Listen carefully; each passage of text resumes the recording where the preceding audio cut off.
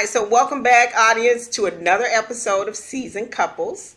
So we've got my favorite stylist and makeup artist, Karon Washington, and her husband, Ernest. So Karan and I have been working together. She's done all my photo shoots. She's the one that keeps us looking good.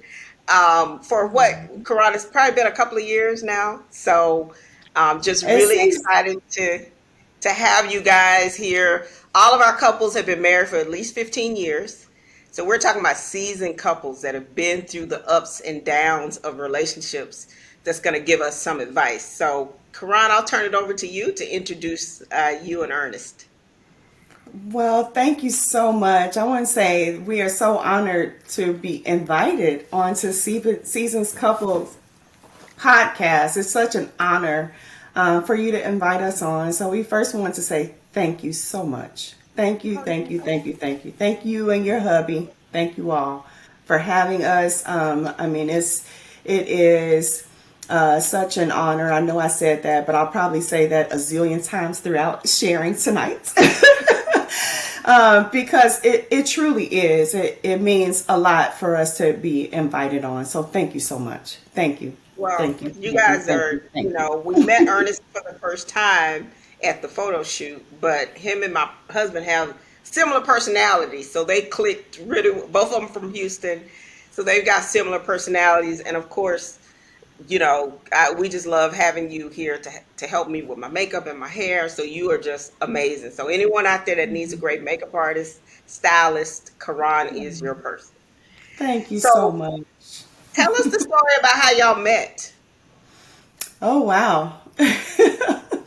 Okay. So, do you want to start that, mister? Sure, I'll start.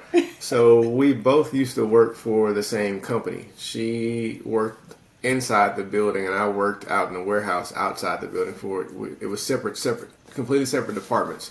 So one day, I think I was coming back from lunch, and so where the people who do the hard manual labor had to park, it was kind of near this back gate, and so it was kind of where the kind of segue between the warehouse and the main building, where they had like a kind of a bench, a kind of sitting area. It was taking, I think, a smoking area, but she wasn't out there smoking. She was just sitting there, kind of enjoying, the day, making some phone calls during her lunch break. So I was going back inside the gate and passed her up, and I was like, man, who was that? That young tender, sitting over there on that bench. And Calm down, so Ernest. I passed her up, was going, to the back area where, where the warehouses are. And I was like, no, I got to go back and, try to get her number. So I came back by. She was still on the phone. So I went back out to my car and kind of sat there for a little bit thinking, okay, give her a little bit of time to finish her call. Went back in, still on the phone. So I'm like, man, I didn't want to interrupt her call. So I did the whole thing again, came back around, went back out to the car. So at this point, I'm thinking she's probably thinking, who is this fool who keep going back and forth, through here? So when I came back in, she was finally off the phone. So I approached her, said, hey, how you doing? And we struck up a conversation. She's from Chicago, I'm from Houston. So we talked about the weather differences for probably a good 15, 20 minutes. And, just kind of hit it off from there. And we've been together ever since. Yeah. Okay, so now how long have y'all been, how long have you guys been married? We've been married we made 15 years in October, October Oh, well, 6th. congratulations. Well, Congratulations. congratulations. Thank you. Congratulations. Thank And you so Ernest, much. when did you know that Quran was the one for you? When did I know she was the one? So we were, kind of talking about this as we were kind of, prepping for, the whole questionnaire, and it was more of a, not so much because I wasn't looking for, it wasn't a situation where neither one of us were in pursuit of the one. It kind of just slapped us upside the head, so to speak. Like, okay, we're grooving well. We can sit and talk and have long conversations. We enjoy each other's company. Although we have, we're different people, but we have a lot of commonalities as well. And then even where we're not common, we still enjoy each other's company and being around each other. So we just realized it worked. We jive well. We balance each other out really well. I'm an introvert. She's more of an extrovert. At our nature, she's a spender. I'm a saver. She doesn't mind being late. I hate being late. And so we balance each other out in so many areas to where we realize, you know what, this works. You know, you hear that whole thing about opposites attracting. Like I said, we have our things where we have commonalities, but like I say, I don't know another way to say it. We balance each other out, and that kind of check the big box. Yeah. Right. So Yeah. Right. Well, the Bible says when a man finds a wife, he finds favor, and a lot of times I know in our relationship as well, where I'm weak, he's strong. And where he's strong, hmm I'm weak. So we, like you said, Ernest, we balance each other off. So which I think is hmm beautiful. So Karan, yeah. what was it about Ernest that you were like, okay, let me lock this brother down? Yes. Okay, so now into our 15 years, we have really celebrated being believers, and we have served in ministry. We've served in church for the majority of our time of being married and also being a blended family. But that's not how we met. So I was hanging out. And then he would just come along to be with me while I was hanging out, while he was sitting on the side being quiet and reserved and being who he is. So I realized once that time of hanging out started to expire and he would be reserved or even opt to stay home after a while, it's like, okay, I'm gonna marry him. And I really verbally said that on the way home one night. And I was also like, wait a minute, who said that? Like, where did that come from? Yeah. Mind you, we're really young at this time. We're young. We're 23 and 24. 20, yeah, around about that. Okay. Yep, I Well, was that's real young. when we met, I was 23, she was 24. Yep. Yeah, we were really really young, so it was young adults and just starting to live life, starting to have some idea of whatever we thought living life was. So when I saw the character and qualities of stability, I also want to mention that I was a single mom at the time. I was a young mom.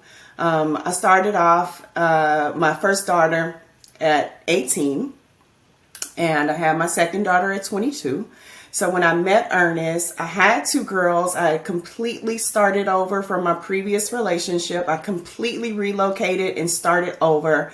So I'm at this full-time job, full benefits, 401k, my own place and car and just all of the things, completely start over. So I'm like, I absolutely do not want to be serious, and I am not trying to, do this and start over. I'm not trying to start over again. But when I met him, the stability that he had and just seeing his character of persistence, and he was willing to be available. And he really, really went out of his way to be available. And I just saw that as this is someone that I could be with, even outside of what I even thought I knew I needed. I recognized that. Well, see, that's funny because our stories are a little bit similar. Because when I was a single mom with my oldest daughter when my husband and I met, she was like 6 months old, and I had, prior to that, had gone to college and had my own place and had my own car and doing what 25-year-olds and 24-year-olds do, just having a good time. But there was something about Terrence that after I had my daughter, I had settled and said, you know what, I'm probably gonna be by myself, and that's okay. But there was something about him that was just so different, right? Hmm. He Hmm. accepted the fact that with me came my daughter, so I was the package. Um, Yes. and he loves her just like that was his biological child. So, Yes. yeah. Yes. Yes. Anything you And want that, to add to that, Mr. Ray? When well, actually, we met when I was in college, and probably after meeting her, I probably knew within 2 minutes. Okay, I think she, wow. yeah. Now it took him 2 years to ask me out. Now, but so a lot happened between that Wow. moment and that time. But yeah, Wow. that's kind of his story. So what is it that makes it work for you guys? For your, for 15 years you've been hanging in there with marriage in terms of, so what has made you stand the test of time? What's worked for you?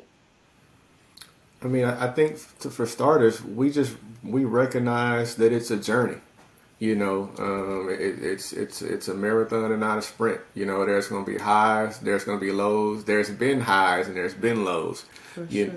And we've been committed to each other for sure, but we've done our best to always try to keep God first, and that's what always brings us back to center. When one of us is upset with the other, or we're both upset with each other, or whatever the case may be, that kind of has us distancing ourselves, or what have you.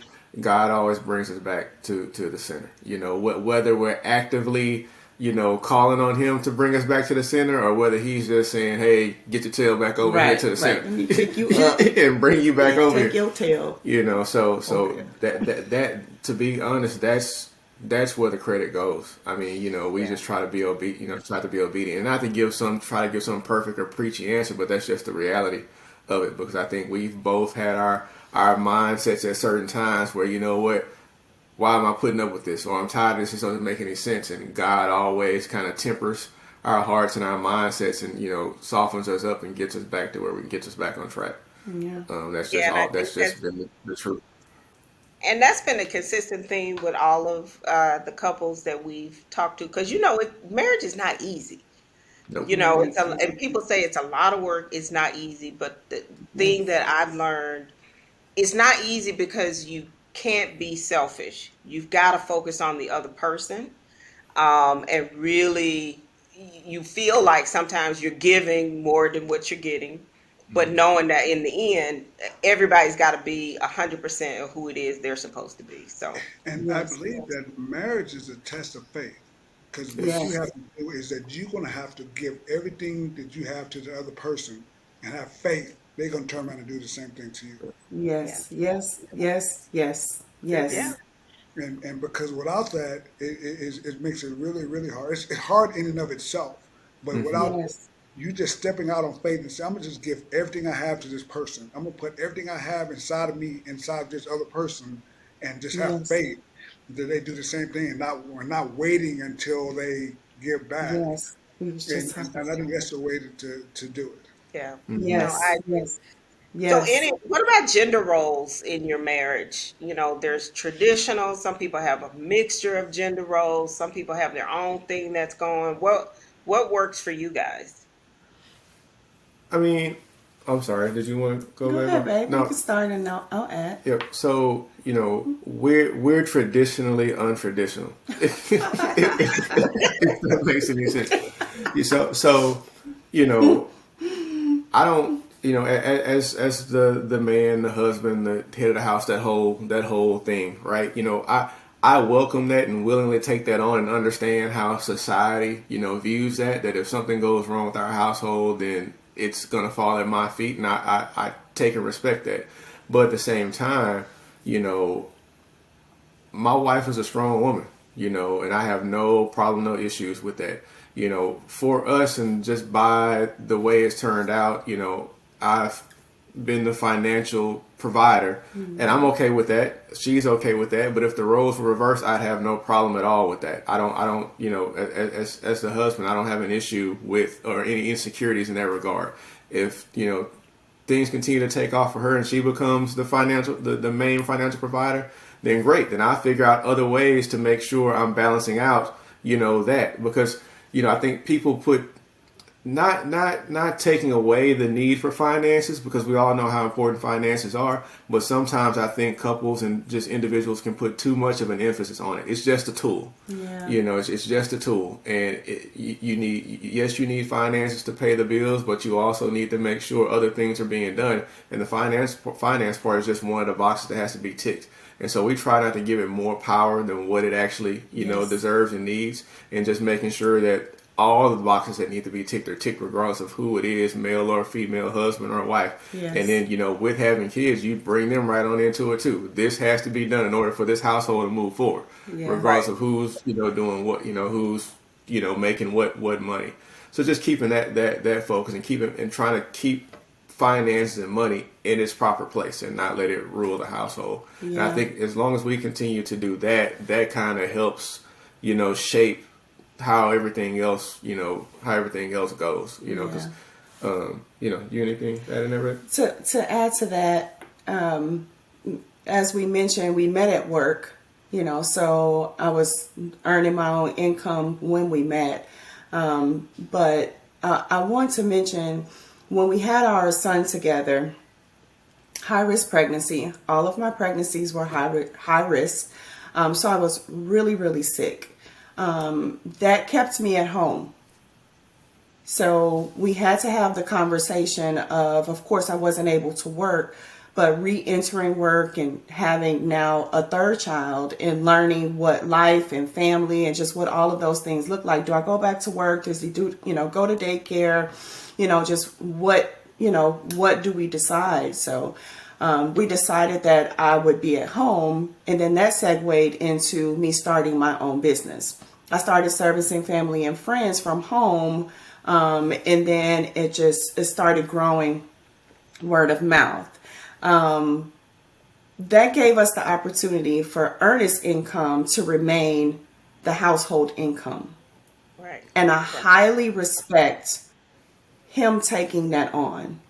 Highly respect him taking on the responsibility of saying, okay, completely aside from our personal household finances, we can start growing a business on the side while I'll manage and hold down what we have here with our family. And that's Well, pretty much up to date, the story of how we've been building. And then also, neither one of us were raised in a traditional household. Karan was raised by, for the most part, a single mom along with her sisters, and I was raised by my grandmother and uncles. And so, I watched my grandmother be, the things that typically the man is, along with the things typically that the woman is. And so I was taught how to clean, how to cook, how to do those things, as well as my wife. And so we come into this thing, well equipped with how to do for ourselves. Yeah.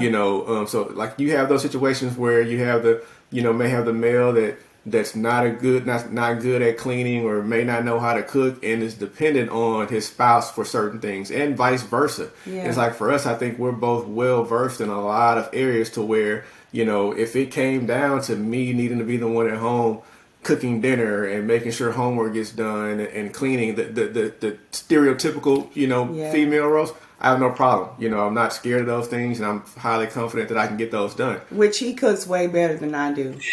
So I would love Ooh, for him to wow. cook and eat it.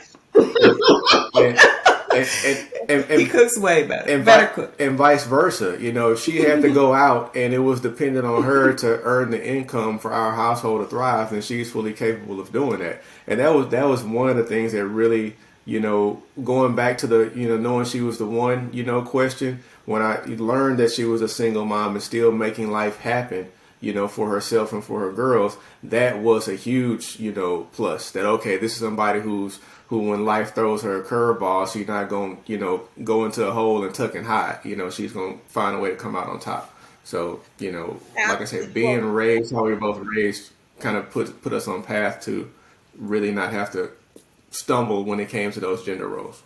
Well, that's beautiful. And what I hear is that a lot of the young men tend to struggle because black women are the most educated populace in the country. Like we got all the degrees, we're bossing, we're doing it. But there's a lot of men that are really intimidated by strong black women. And so it's really beautiful, Ernest, that you're able to see that even though she's a strong woman, you respect her for being a strong woman. And that to me, and because my husband is the same way, that says a lot about you as men, right? Like Yes. your masculinity is not diminished in any way because you happen Yeah. to be with a strong Yes. woman. I think that Yes. says a lot about you guys as men, and I just want to definitely make sure I share that with you, because there are men out there that really struggle with being with strong women. Yeah, I have that much more respect for my husband when he can give me room and give me space to grow as a strong woman. And I put up my quotations, not to say that strong is not a real thing, but I don't want it to become a stigma either, where it causes some form of separation. So I appreciate him giving me room, and I give the same in return to him. So we reciprocate that for each other, and we don't necessarily place a certain identity or duty as it relates to roles, because my husband works and he provide for our family and for our household, but he also is the one who does the grocery shopping. He brings it home and then I cook it. Right. My husband absolutely loves like a crisp crease in clothes and enjoy it, and will iron both of, babe, what you wearing? And we'll iron it. And I'm like, really? I'll grab the dress and be like, it's ironed. But then even growing a greater respect for him, because that's not something that I'm asking for him to do. Neither is it something that he's demanding me to do as a woman. But we can share it, share in those duties and responsibilities. And there's not these specific things set aside, because then I'm making the appointments for the kids and doing the counseling things with the schools, with the teachers, and just all of the interactions with those things. But of course, he's managing the accounts, and we just learn where our strengths are, and we give each other the space and the room to operate in our strengths. And if it feels like there's some form of imbalance at any given point, then again, that's where God brings us together and we say, okay, Yeah. where are we growing to? What season are we in? What do we need to do now so we can keep progressing? And I know Terry has an analogy about basketball, about the team. I'll let you share that. But it sounds like you guys have a great team and you're doing what's best for the team, right? So it doesn't matter what the roles are. What does the team need and where do I fit in? So, babe, you Yeah. want to share your analogy? But before I say that, is that one of the things I would say is that Nanette and I, we've been together over half my life. I've been with her, for 30 years, but I was by myself for 25.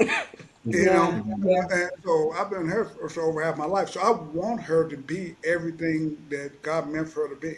I want her to have, you know, the life she always wanted, and so I encourage that, Yeah. to be her best self. Yeah. And then also we sort of view ourselves as a team, and so you want all the members of the team to operate at their highest level. And I use this analogy and say, imagine you have a basketball player like Shaquille O'Neal, who was really good at his position, but you would not put him at point guard because it didn't make any sense. You know what I'm saying? That's not what he's best for the team. You put him down, in a post position. That's where he's best for the team. So everybody needs to play their role and be in the roles they're best at, so the team can operate at the highest level. So Yeah. that's how we sort of look at it, and I think hopefully that analogy sort of makes sense. Yep. Yeah, that says Yes. a lot about a man that thinks that way, like from Ernest and Terrence, because not all men feel that way. They think they're supposed to be those traditional roles, but if you look Yeah. at it from a team perspective, Yeah. then and your roles may change, right? As marriage moves on, what you were strong at once, you may transition to something different, and you just kind of have to figure out what works for you. Mm-hmm. Yes. So, Yes. any Yes. advice you guys would have for single women or men or people looking to be married, or maybe there's someone out there that's struggling in their marriage?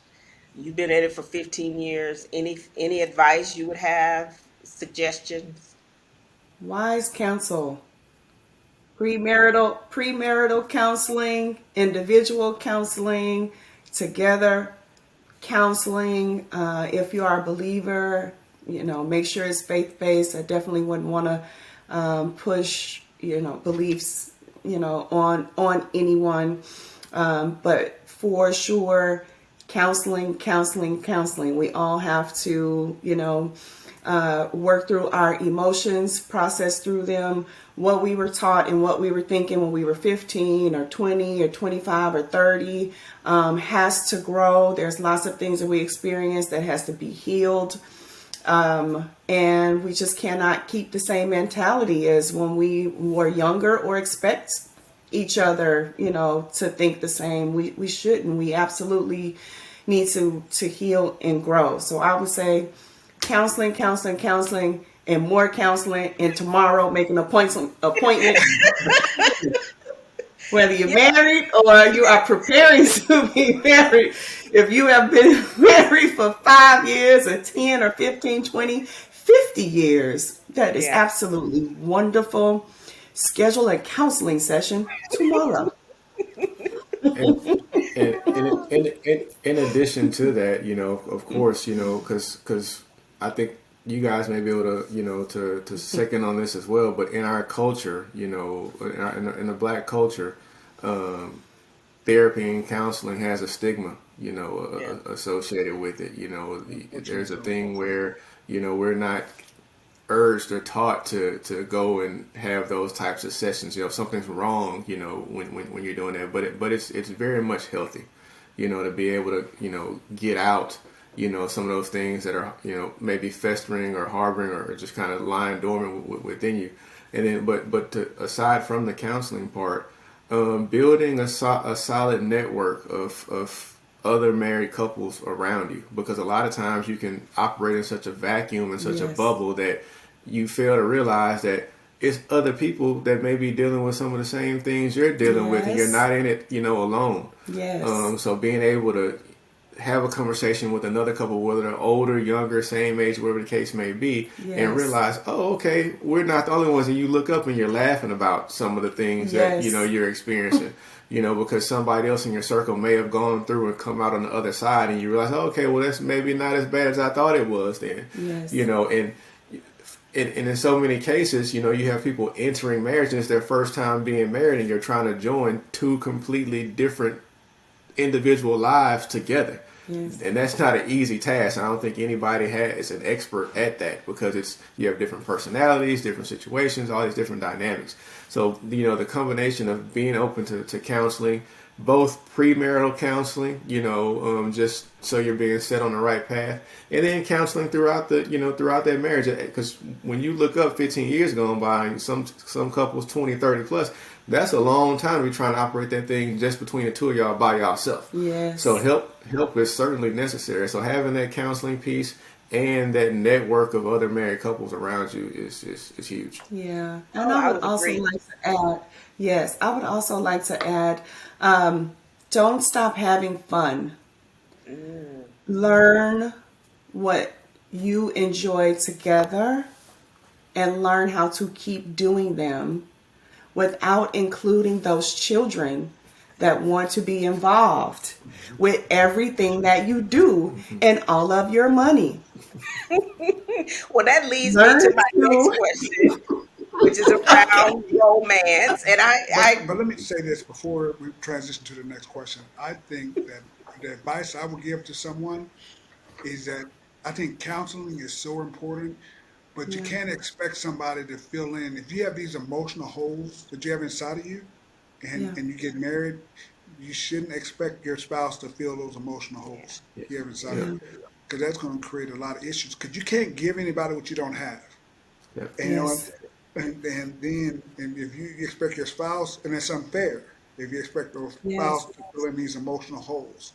Yes. Because of things that you've dealt with or you've seen or experienced in the past. Oh, this person is going to fix it all, and it makes it really difficult. Yeah. Yes. And then expectations too around what you expect from that other person may not be realistic, right? So you want to make sure that you've dealt with your issues, because we all come with some level of drama prior to our relationship. So how do you deal with your issues? Recognize you have issues. And that's why counseling is so important, because you get in there thinking, oh yeah, this person's going to show him what he needs to do to fix it. And then you realize they talking to you. Okay, there's some stuff you need to work on. Right. And so it is just having someone else that's on the outside being able to look in and see it from a different perspective. And so, Yes. because our the first 10 years of our marriage, we call it the darkness, because it was just so bad. But we both thought I thought if he would just change and everything would be okay. And he thought if I just changed and everything would be okay. And so we had to realize that we both had some issues that we needed to work on and we need to focus on ourselves. So, Oh, wonderful. You know, so now I let's go into. Were you going to add something to that, Ernest? yeah, because just as you were saying that, Nanette, something came to mind that I'd heard recently, and it made such great sense. I can't quote it verbatim, but basically it was saying that I know what it was. It was actually Jimmy Jam and Terry Lewis getting inducted into the Rock and Roll Hall of Fame, and they were being asked about how they've gotten along so well over the years as music producers, and they were talking about did they ever get into arguments, and one of them was saying we've disagreed on some things but never argued about it because he didn't want to win an argument where his brother would be the loser. And so, kind of a similar thing as husband and wife, because you can always you stereotypically see where husband and wife argue about stuff, and one's trying to be right, and the other one, they're trying to prove each other who's right, who's wrong. Yeah. And when you think about that, it's like that shouldn't be the case because as a husband, I don't want to win anything, and my wife loses. Yeah, right. and I know it's vice versa with her. So just thinking about that from that aspect and giving that advice to people looking to be married or who are married, don't get caught up in winning an argument or proving a point. Yeah. Because if you're winning, then the other side is losing. And do you really want to be a person that's winning over your spouse? So. Right. Yeah, and I think that ties back into what we were talking about being a team. And people can understand analogies related to sports, right? So when you're on a basketball team or a football, especially a football team, you want the offense and the defense to be successful. So if one is losing, it's bad for the entire team. So I think that's a good point, Ernest. Now let's transition into romance because 15 years, you guys are busy. Ernest is out there, making the bacon. Karon's got her own business going. How do you keep the romance involved in your relationship? It's always a growing process.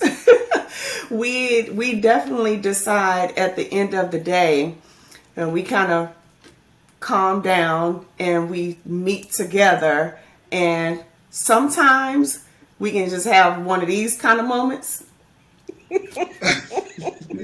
You good? Right. Okay, we good. And that was romantic.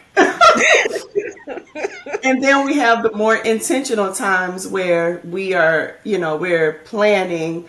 Maybe one of us have mentioned a movie. Nothing is too small. That's definitely one thing. Nothing is too small. So we're not, only thinking that romance has to be this huge, extravagant trip or, something that we're investing a ton of time and energy and effort into. It's intentionally paying attention to each other. So if one of us mentions something, again, like a movie or a restaurant that we would like to try, which is one of our things that we love to do. Try new restaurants, try different meals that we've never tried. So we make it a purpose to do those things. And then that leads into the more intimate moments. But we have to be really intentional with planning those things, again, outside of the children and away from everything else, but to listen to each other and pay attention to those and plan it. And just also, one of the things we've learned over time is just how important changing the environment is, whether it's strictly related to romance or if we're upset about something or something's bothering us or, just changing the environment, and getting outside of the normal spaces, getting outside of the house. There's a, kind of a lake or / retention pond at the front of our neighborhood, just going to walk around that just to actually better connect, to hear more about how each other's days going, what challenges are happening, what's frustrating us. that change of environment presents opportunities for us to better connect, and then that ultimately, leads to the furthering of the romance part. Yes. So just recognizing the importance of changing things up and attempting to keep things fresh. Yeah. And For sure. it's funny you guys say that because that was the biggest transition for me early on in our marriage. Because you have these grandiose ideas about what marriage is supposed to be, right? Oh, Right. he's gonna be planning all this stuff, and it's all romantic. But then you start to appreciate the small things, right? Yes. We work Yes. together, so romance to us looks like, hey, it's Thursday, let's go do lunch together, right? Or Yes. um, Yes. he likes to watch sci-fi movies, so of course we've seen all things Marvel. Which I'm not that so much into it, but that's what he finds joy in. So going to the movies with him and watching the movie. So we're big movie people. So we've seen all the Yeah. latest Marvel movies that have come out. But I think it's like setting expectation and being realistic about what it looks like and finding the joy in the small stuff and not Yes. thinking it's got to be this big, Yeah. For stuff, sure. For sure. that's out there. For What sure. anything you want to add to that, babe? I also think that, and I agree with you what you guys said, but I think creativity is important. Mixing it up, doing things that's different, and not getting Yes. into the same routine or rut. And Yes. but the small things, the daily things, Yes.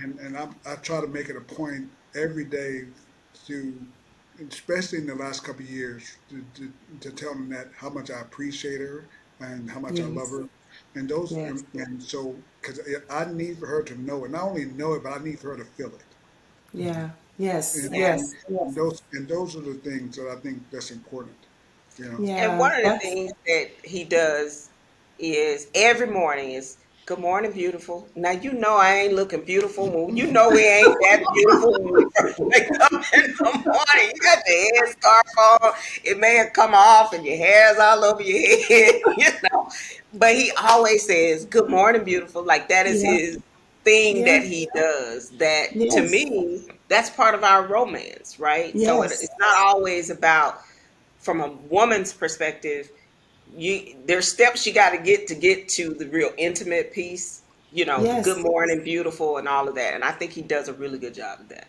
Yes, yes, yes, yes, yes. I couldn't agree more. Those moments of intentional connection to for him to show me that he's engaged and how I feel and with my day and what I have, going on.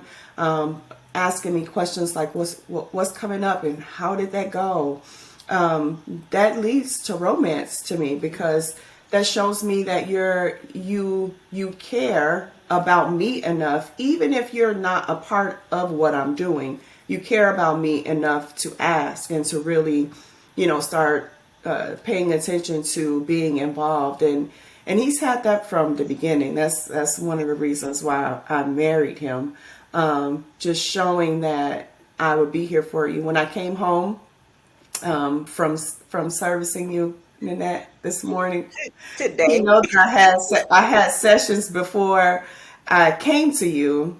So then, I had to come home and change and, get ready for the next thing. And I'm just standing there, on my phone, checking messages. I was like, oh, wait, who was I texting? I was like, what am I supposed to be sending right now? Like, what am I doing? And he just stood there and held me on the side, and I just put my head on him, and I'm just kind of like,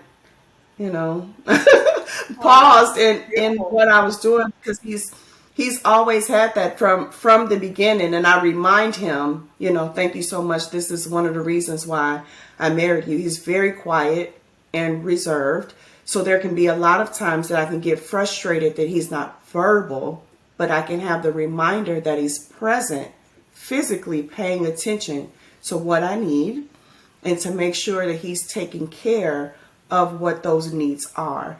That is extremely romantic to me. If I cannot have that after a hard day's work, or I'm trying to, go out here and change the world, to to have a Yeah. husband who's paying attention to that and is willing to meet the needs, it makes me want to do the same thing for him as well. I can slow down and calm down in a moment. So I can say, well, why are you not doing this, or whatever frustration, whatever the thing may be, and be reminded of the other things that really, really matter. He is always here. He is always here. He's always here. He's always been here.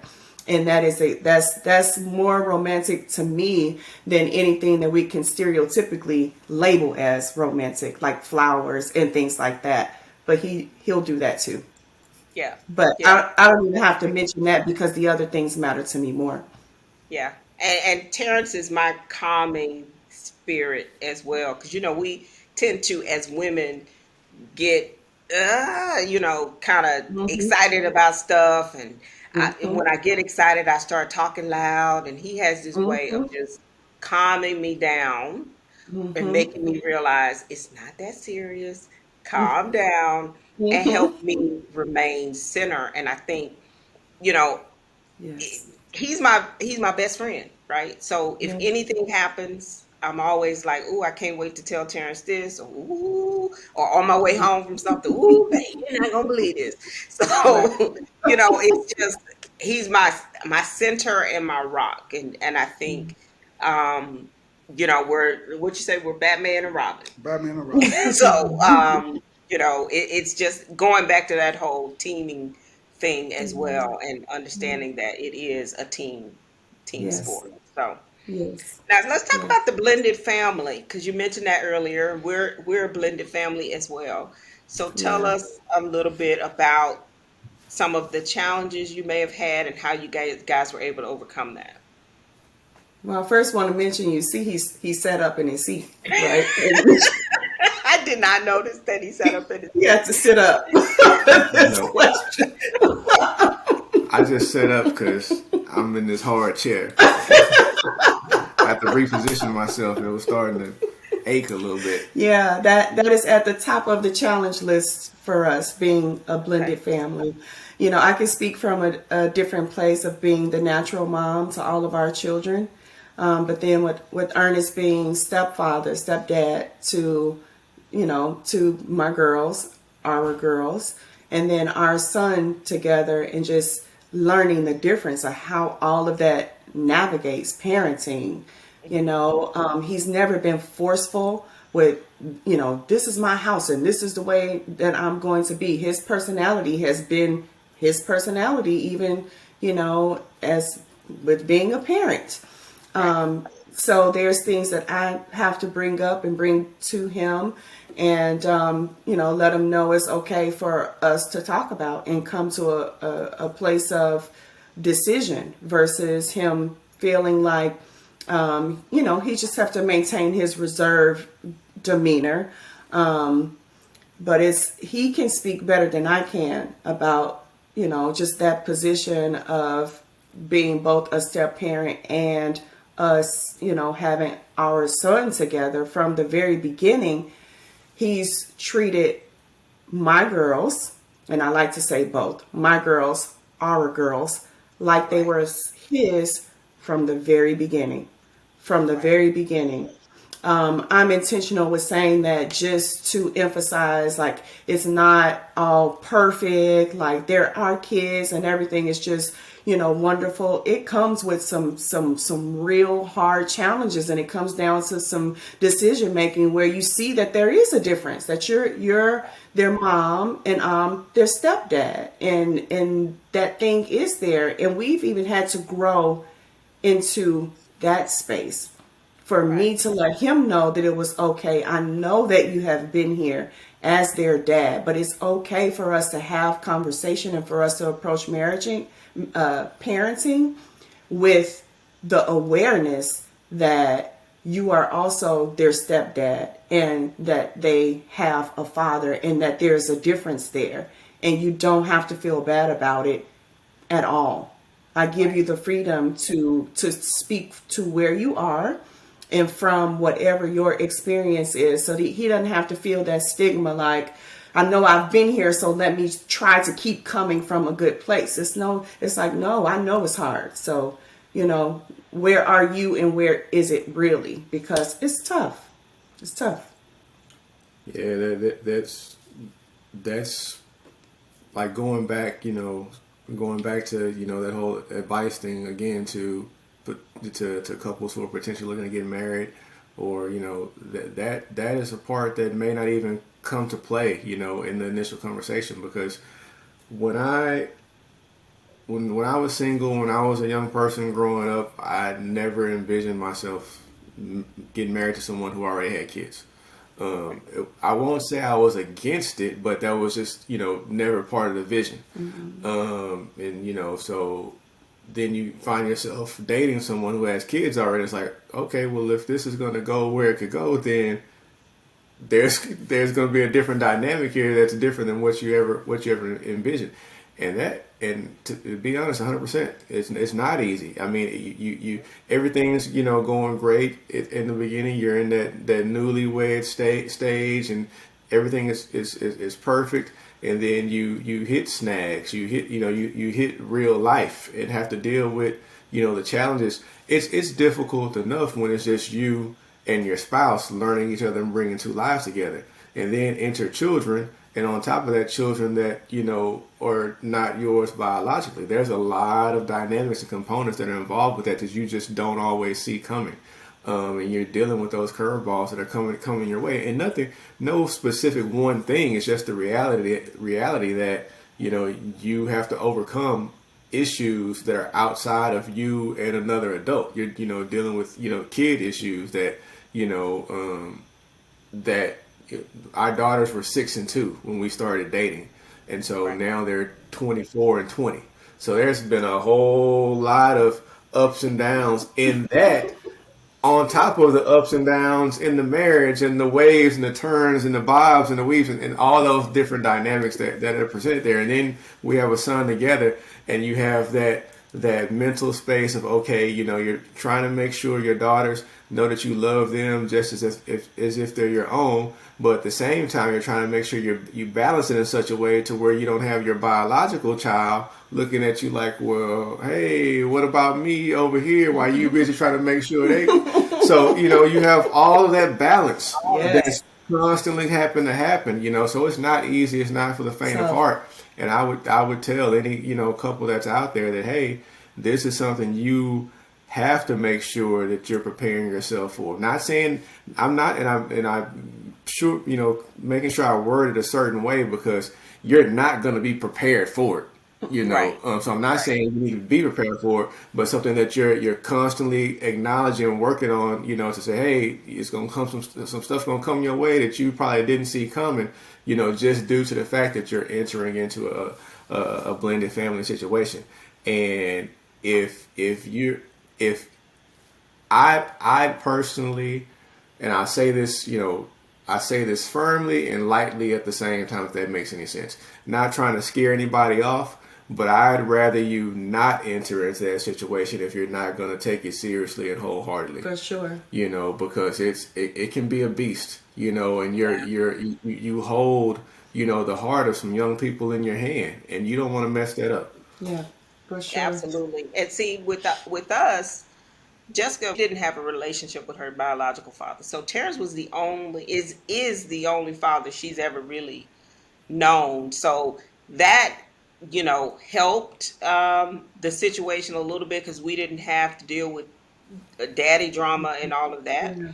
But still, just making sure she understood that, she knew that, she still felt loved. And then just the fact that they're girls, like girls come with, raising girls is just different, because they come with a whole lot of drama anyway. So, especially when they start going through the hormonal changes and start getting to be adults, and they want to talk back, and you as parents, you don't know anything, and they think they know everything. I mean, so it's tough raising kids anyway. And then you throw in that dynamic of being not the biological parent. It just, I agree. You're talking about, like Ernest said, if you're not serious about it, then don't do it, because these kids fall in love with you as their parent. And if the relationship ends, then you end up breaking up with them too, and it just makes Yeah. for a difficult situation. So, Yeah. Yeah. anything you want to add about that thing? And now for us, for me, there's no emotional distinction between uh, our daughter and our two sons. There's no distinction because we often say she's been here from the very beginning. You know what I'm saying? Yeah, Yeah. We were ride or die for 30 years. yeah, And Yeah. so and so there's no emotional distinction, and so the only thing that we really had to deal with is just the personality dramas. yeah, You know, Yeah. and and, Yeah. and, and, Yeah. and dealing with the personalities because for the most part the boys are laid back and the daughter she's not. what do you got to say? Right. You like a mama? Right. Right. Right. We Yeah. understand that for sure. And our oldest is a girl. The two oldest are girls. Youngest is our son. Our oldest, she's about 20 kids in one. So we have the other two, including her sister, looking at her like, what is wrong with you? Yeah, yeah. I mean, and you think it gets easier with the girls, but they start the drama and it just continues on and on. And eventually it does start to get better because she's 31 now. But I mean, it's tough. Raising kids is just tough anyway. Yep. Yep. It So let's is. talk about COVID because how did that? I'm finding that couples are really figuring or finding out something new about their relationship as a result of COVID and being, you know, forced to be together for long periods of time. And so, Yeah. what new and exciting things did you guys find out about yourself during COVID? Yeah.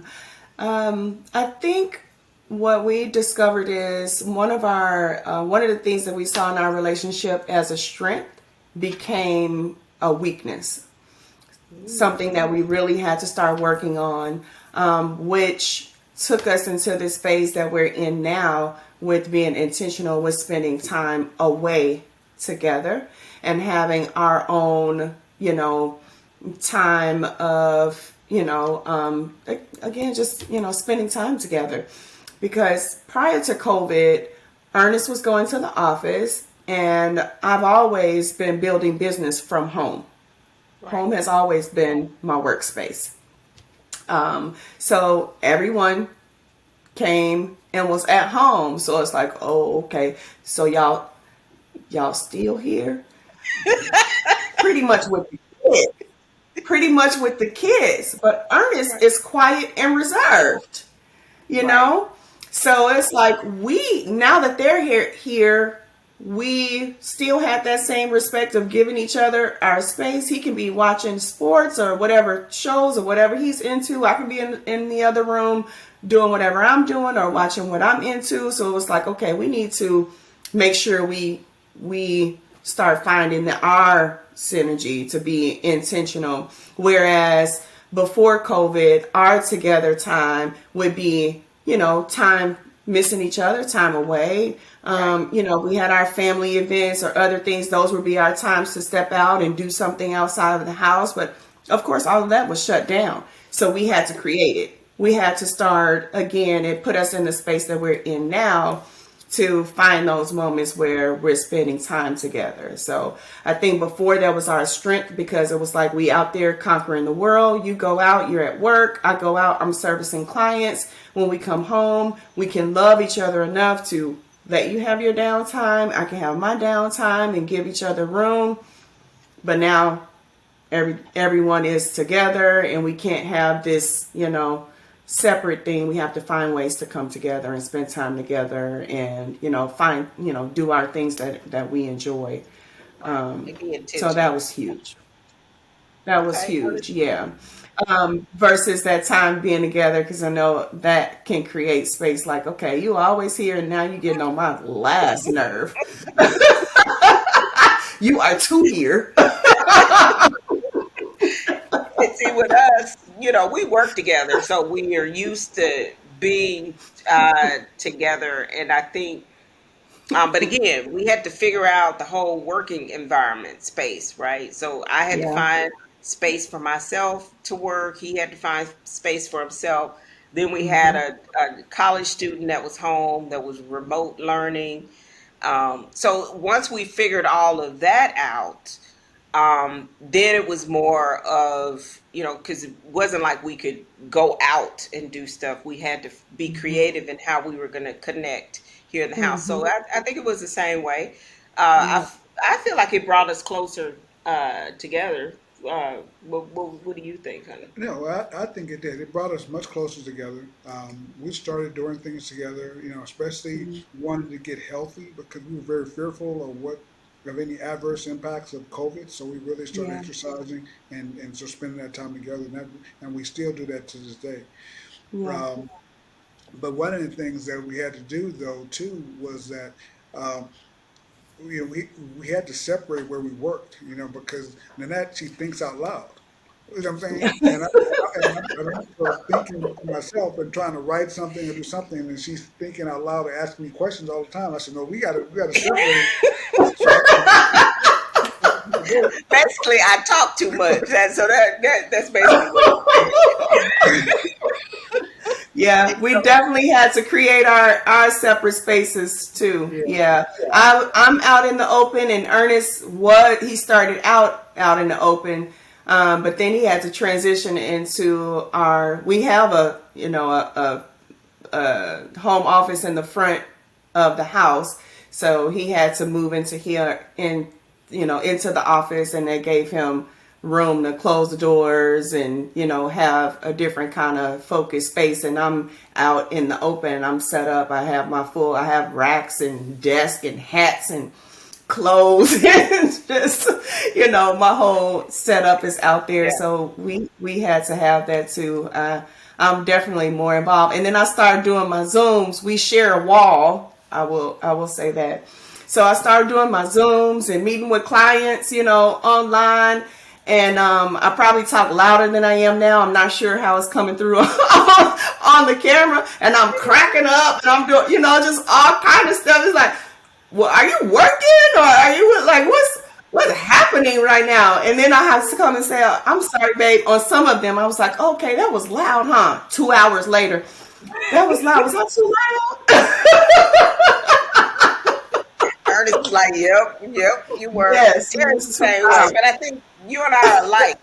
We get excited, we start to get loud. So Yes. I think he is because if he was loud and I was loud, that would be a hot mess. So I think I think we balance each other off in that Yes. respect. So anything you'd like to leave with the people as we start to close out? I mean, especially for our men, Ernest, about relationships that you'd like to share, and I'll have Terrence do the same.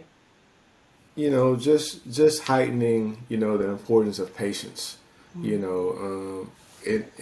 patience in the relationship, whether we're talking about with your spouse or even with your kids, and to be quite honest, even with yourself. Men, we can be at times very demanding.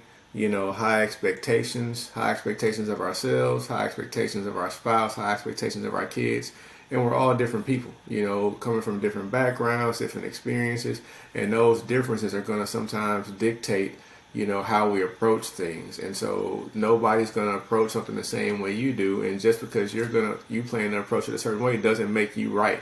So just having that, that heightening of patience, and if you don't have it, going to God and asking Him for it, and allowing Him to, to give you the tools needed to continue and prosper in that journey.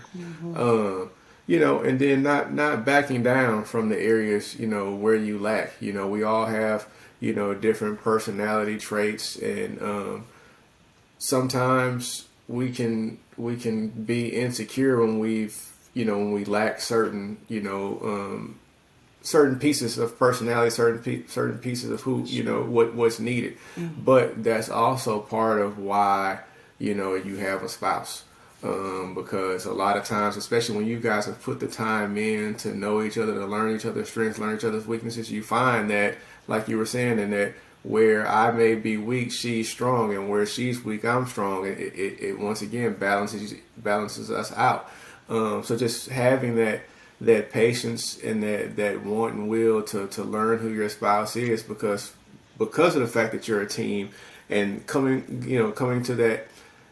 I'll go back here, something we didn't mention.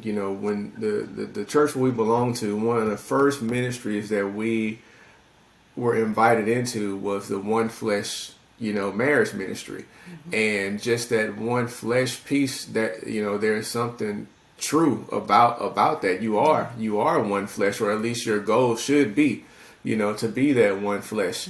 And for that thing to really operate the way it's supposed to be, you have to be, that one flesh. So trying not to overpower, your spouse, because you're the husband, you're the head, you're the lead. Yeah, but that doesn't mean you have to, operate with the iron fist. So having that patience to allow your spouse to be, your support, to be your rock, to be your right hand and your go-to person, allowing the space and the time, for that to happen and manifest itself, will pay dividends, in the marriage. You don't have to be the front and the lead and the muscle on everything that comes your way, as the man of the house. There are some times where, she's gonna have your back, and it's gonna be willing to take the lead on things. So just allowing that to show itself in your marriage.